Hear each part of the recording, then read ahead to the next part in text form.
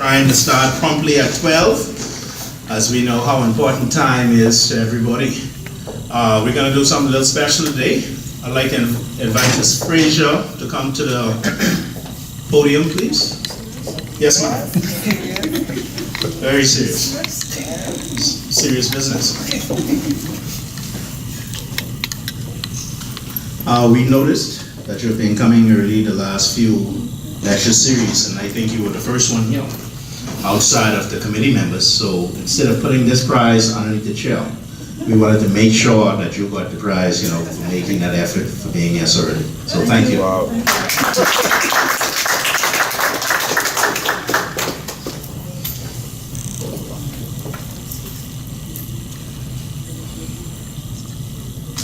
Thank you, Ms. Porter. Thank you, Ms. Frazier. Keep coming early. All right. So I'd just like to welcome everybody again, and I'll introduce Ms. Carla Nadley, Assistant Architect, who will come and bring in introduction of our guest speaker.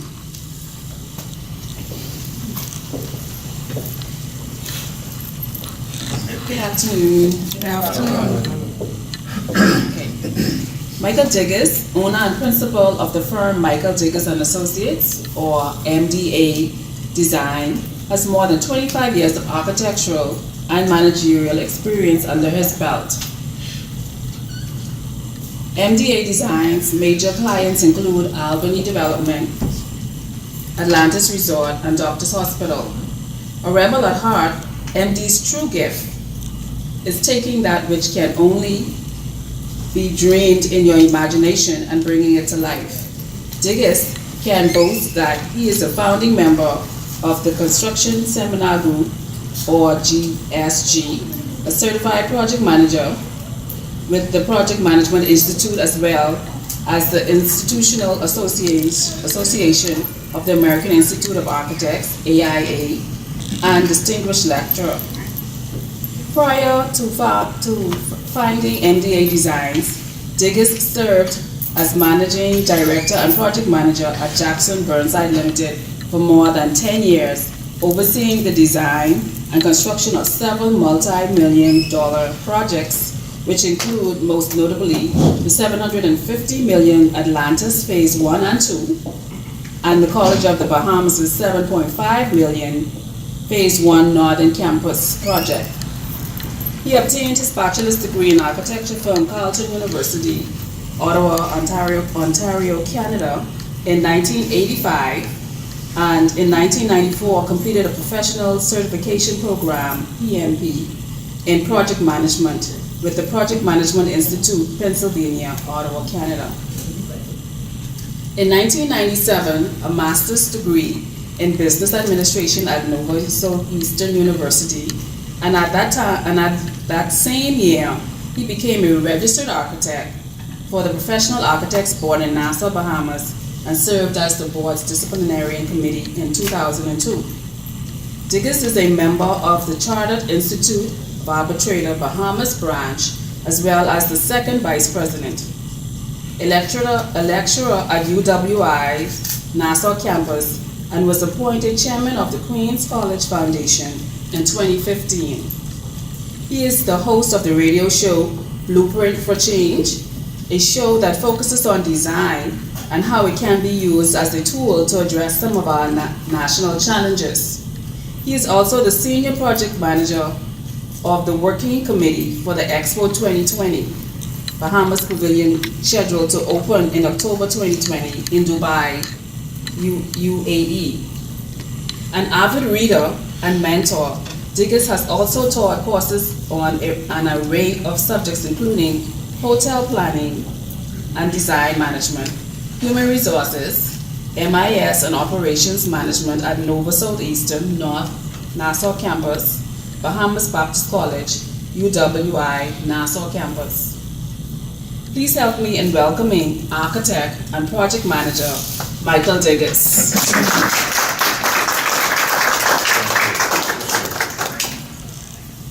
So,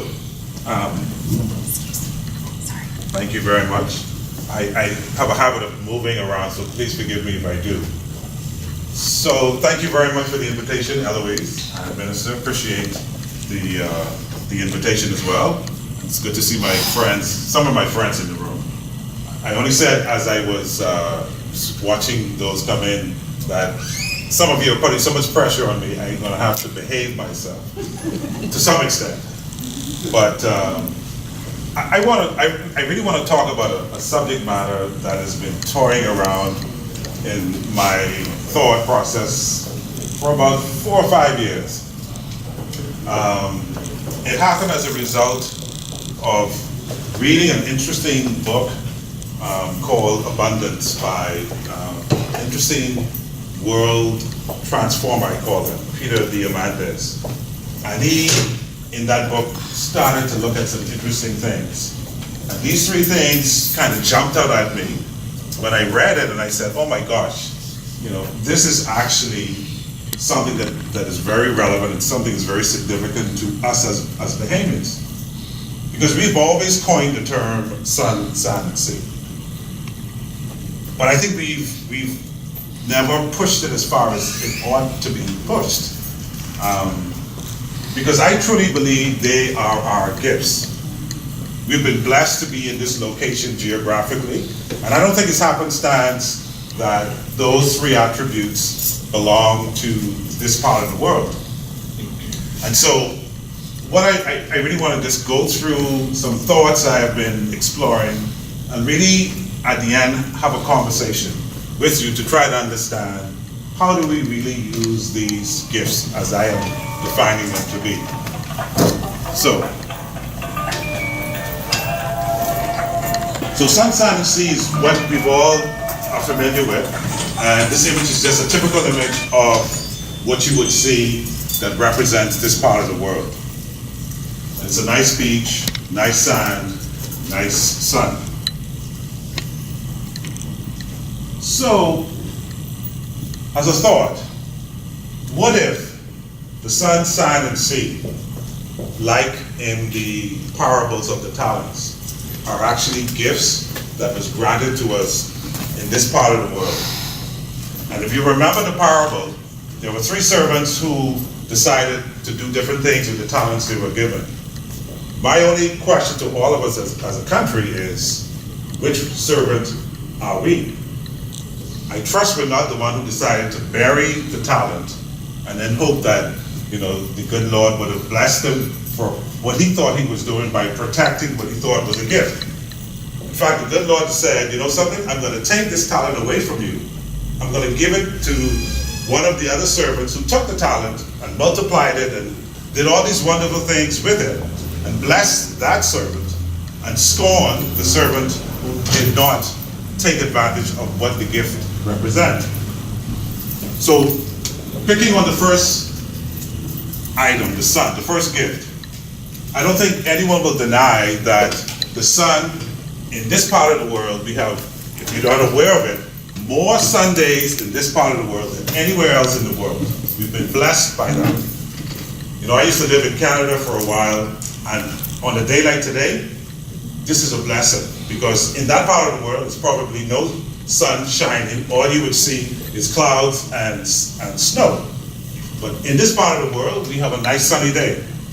But is that all we think it is? I think it's much more. Because essentially, the sun is a source that is designed for the sustenance of our life. You ever notice, if you lived in a cold country, that after a while, you kind of feel depressed? There's a reason why that happens. And for those of us who are in this part of the world, we seem to be more jovial and alive. But I think it's because the sun is bringing a sense of energy to all of us that says, here is your gift called the sun, cherish it. The question is that what we're doing? So I have some sun ideas, I call them. What can we do with the sun? And some of these ideas are very self-evident. Most of the conversations you hear around sun ideas has to do with this slide, or at least one part of the slide. Most of us are familiar with solar panels, but I think that's only where it begins. So Solar City, if you're not familiar with it, was established by the gentleman in this photograph. If you don't know who this gentleman is, just Tesla. That's all you have to remember. Tesla is actually changing the way we move in terms of transportation. So he had this crazy idea, and he still does in terms of his exploration, in terms of solar. He says, and I think he's going to achieve it, every surface of the earth that the sun touches is a source of energy.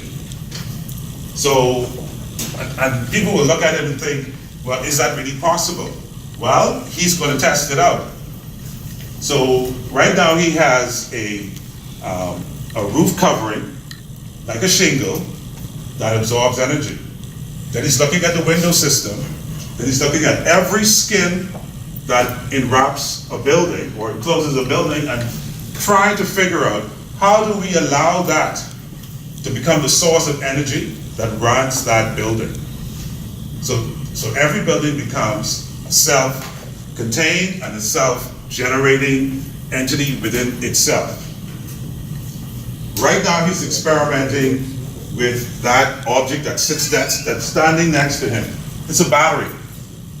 And he's saying that one of the challenges with solar is batteries. But he's developing a lithium battery that right now is almost the size of him, that runs a house or building and will also energize the vehicle, the electric car that he's also developing. So he is thinking that that battery doesn't need to be that big. In fact, there's another version of the battery that is the size of that flip chart board here. So what he's recognizing, and others are recognizing, is that technology is influencing what we do. And what used to be, if anyone is old enough to remember, the original cell phone was this big bulky thing that you held in your ear with this little antenna. Now the cell phone is something which is much more than a cell phone that sits in your pocket and is far more powerful than that original cell phone. So the same technology is being applied to this battery he's developing. That size of battery will over time reduce to such a size that it may even disappear. That the electricity that you get to your building will just simply be streamed to you, like how the cell phone is streamed to you in terms of its technology. And that's the direction that people like him are taking. So my only question for us in this part of the world where the sun is in abundance to us, what are we prepared to do? Where are our inventors? Why are we focusing on what that particular gift would allow us to do so that because you ask yourself this question, we have all the sun, but then why is the cost of energy so expensive? Every time I look at my BPL bill, I shake my head. That cannot be in a country that has an abundance of sun, that the energy cost is so expensive. So we have all the sun, but yet we can't determine how do we create affordable energy. That is a challenge that we have to face, and we have to answer that question.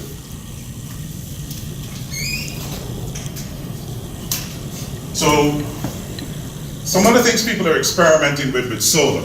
So this is a solar tower, and those things that are in that concentric set of circles are reflectors that are reflecting back to the solar tower and generating the energy. But here's a question. What if these were actually buildings?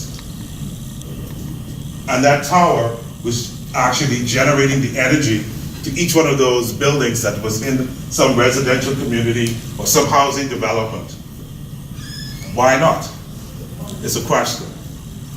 So all of a sudden now, with the resource that we have, and using the technology that exists, we can actually create the energy necessary to provide the resources needed to every household in this country. There's no reason why we cannot be moving in that direction.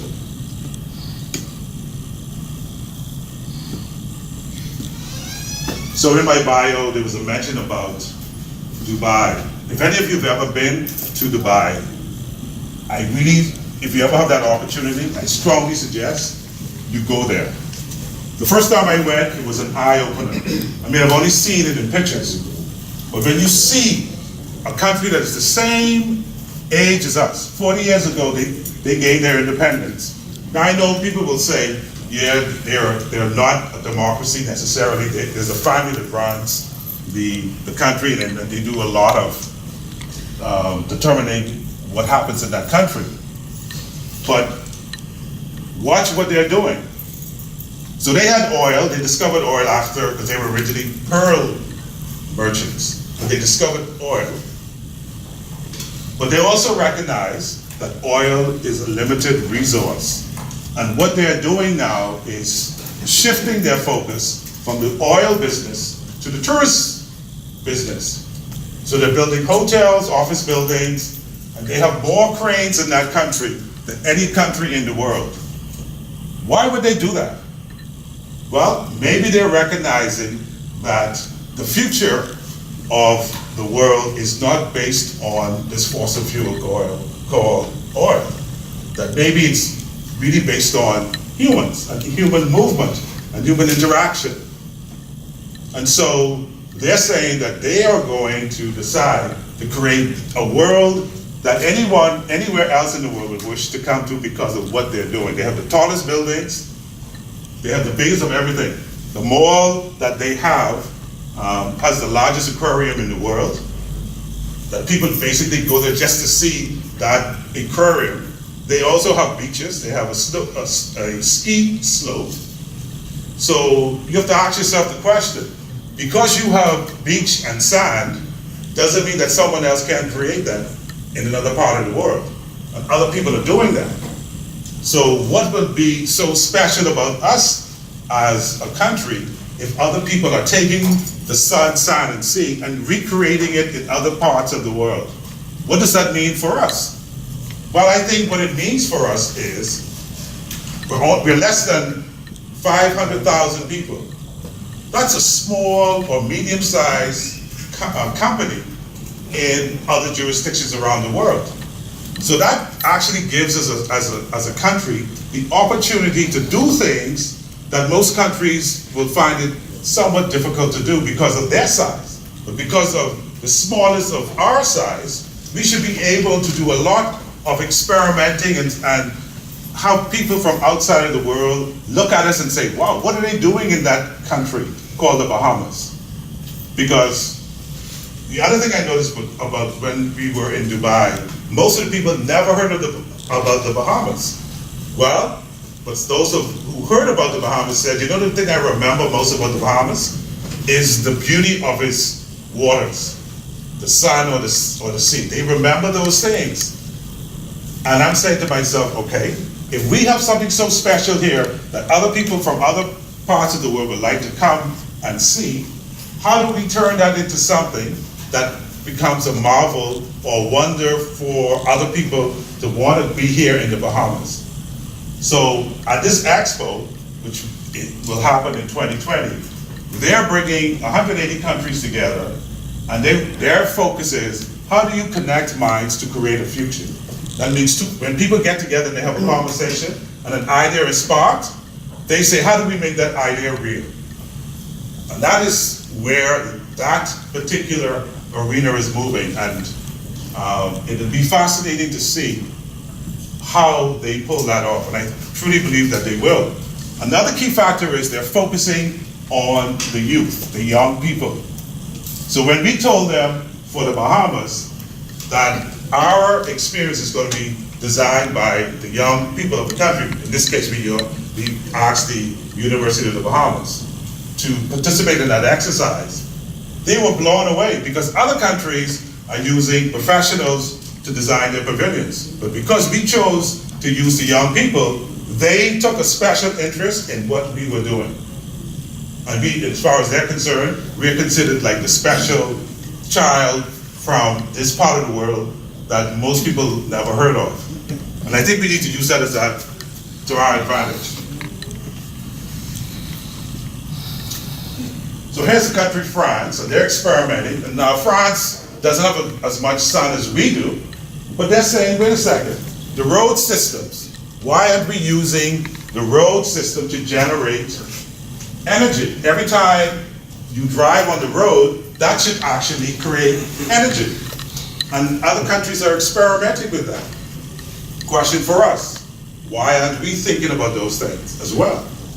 That all our road systems, the cost of putting in the road could be expensive, but if you are generating energy every time someone uses the road, you have an ability now to recoup your costs.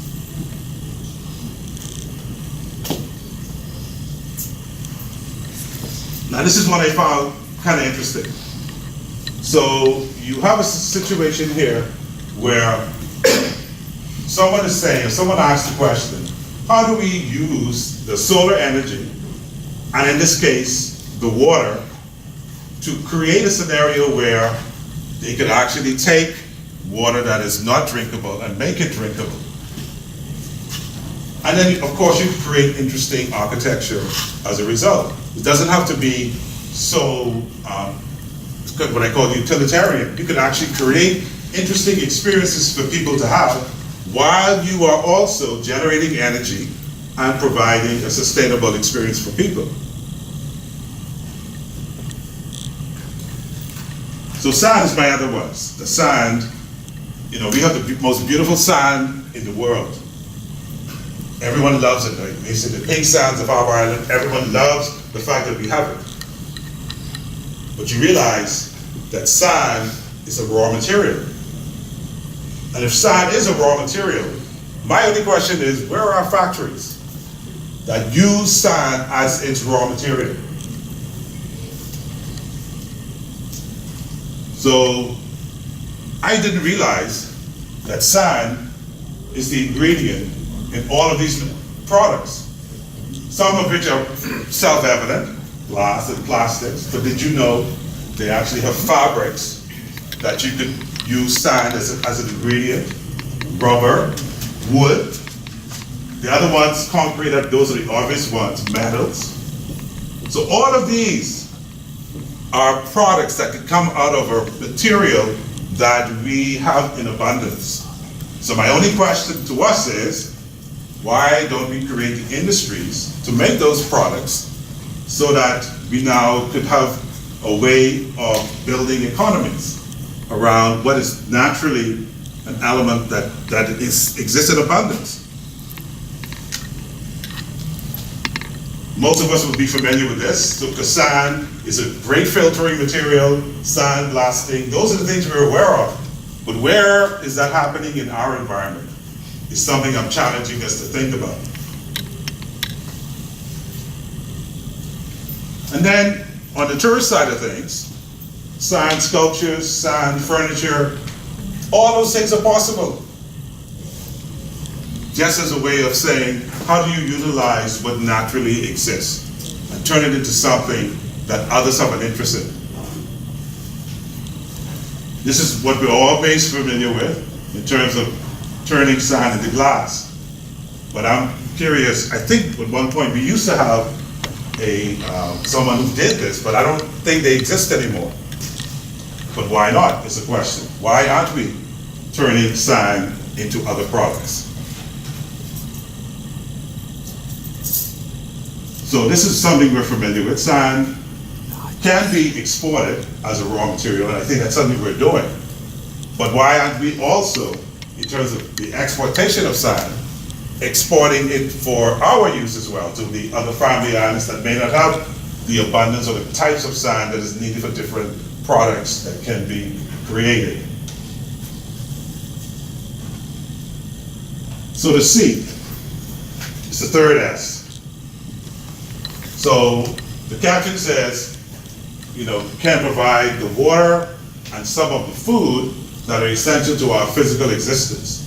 Now we're surrounded by water, but do we have sufficient clean water to drink? We're surrounded by water, but do we have sufficient food to eat? Are questions that we have to answer. And I know we have some challenges with products like count that come out of the sea and some of our fish stock. But maybe there's a way we could look at that in a different way. So this guy, his name is Dean Kamen. He developed this device called a slingshot because, you know, water and water quality is an issue for the world to grapple with. So he asked the question, how do we solve that problem? And he came up with this device. And if you study it, for those of you who are scientists, the science is pretty straightforward in terms of taking any kind of water. It can be water from sewage water to brackish water, and you run it through a heating and filtration system, and clean water comes out at the other end. Well, if that is the case, we should not have a water quality problem in this country at all. I know water and sewage is doing some things to kind of make sure that water is available to every household, and that's a wonderful thing. But what else can we be doing with water?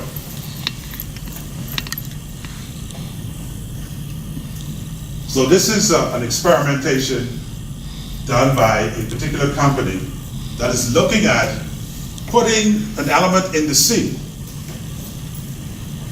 taking the salt out of the water, using the energy from the sun, the water from the sea, and by the way, those solar panels are probably made of sand. So you have sun, sand, and sea all working together to solve a problem.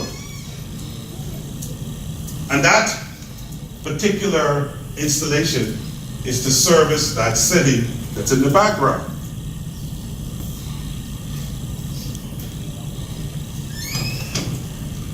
So this is the one where I challenge us as a country. We should not have a problem with cow, with any of our seed product, because there are technologies out there that allows us to farm our seed product. By preserving, using a farming method, we should not have a depletion of cow. We just need to farm it, figure out a way, how do we farm it in protected areas so that we always have it as a product for us, because that is something we're known for. Can you imagine when we make the decision, the conch is now a product that is extinct, or just extinct? What are we going to say? We can't get my comforter anymore? I can't get my crack conch? I don't think that's going to go across very well. So we have an opportunity to figure out how do we salvage those things by considering seriously, how do we farm what naturally exists in the sea as a way of protecting it. So we're in the tourist business, but a hotel could become a solar tower. A hotel could become a vertical farm. A hotel could also, be a desalination plant. There's nothing saying that it has to be what it is today. And you can't tell me you can't build in the ocean, because Dubai figured that out a long time ago. If you ever been to Atlantis Palms, that is built where water existed. The sea existed. So I know that is possible. So we should never run out of land.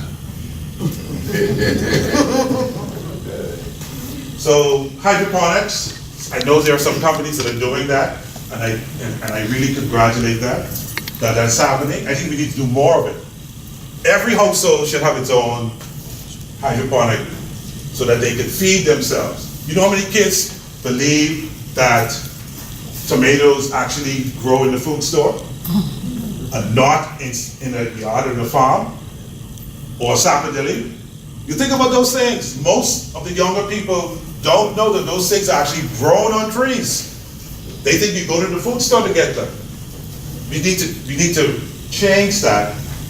And the other day I was in someone's yard and they had a juju tree laden with jujus. And I'm saying to myself, as a child, we never had to worry about eating. We never went to the grocery store looking for food. You just go in the backyard and you find all the food that you need.